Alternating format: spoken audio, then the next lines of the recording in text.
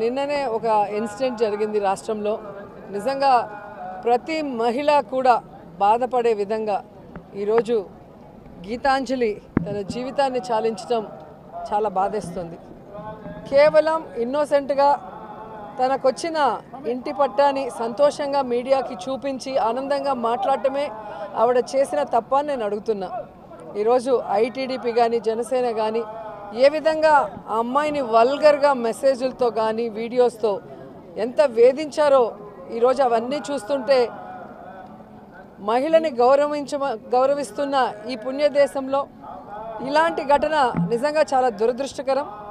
ఎవరైతే ఈ కార్యక్రమం చేసి ఆ అమ్మాయి చావుకు కారణమయ్యారో వారందరికీ పనిష్మెంట్ ఇవ్వాలని భగవంతుడిని మనస్ఫూర్తిగా కోరుకున్నా.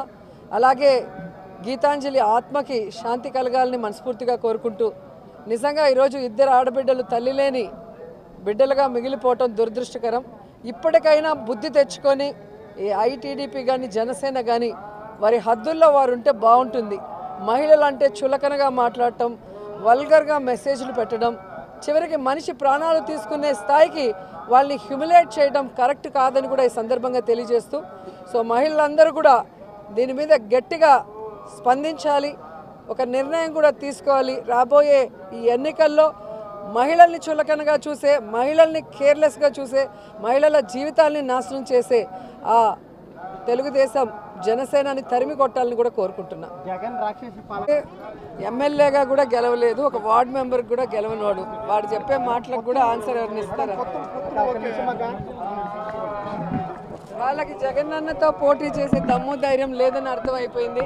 గెలవలేమన్న ఒక భయం పట్టుకుంది కాబట్టే ఎవరు దొరికినా వాళ్ళతో పొత్తు పెట్టుకొని వాళ్ళకి సీట్లు పంచుకునే స్థాయికి ఈరోజు వాళ్ళు దిగజారిపోయారు. సో జగనన్న దమ్మున్న నాయకుడు, ప్రజలకి మంచి చేసిన నాయకుడు, భగవంతుడి ఆశీస్సులతో ప్రజల ఆశీస్సులతో మళ్ళీ రెండోసారి ముఖ్యమంత్రి కాబోతున్నాడు.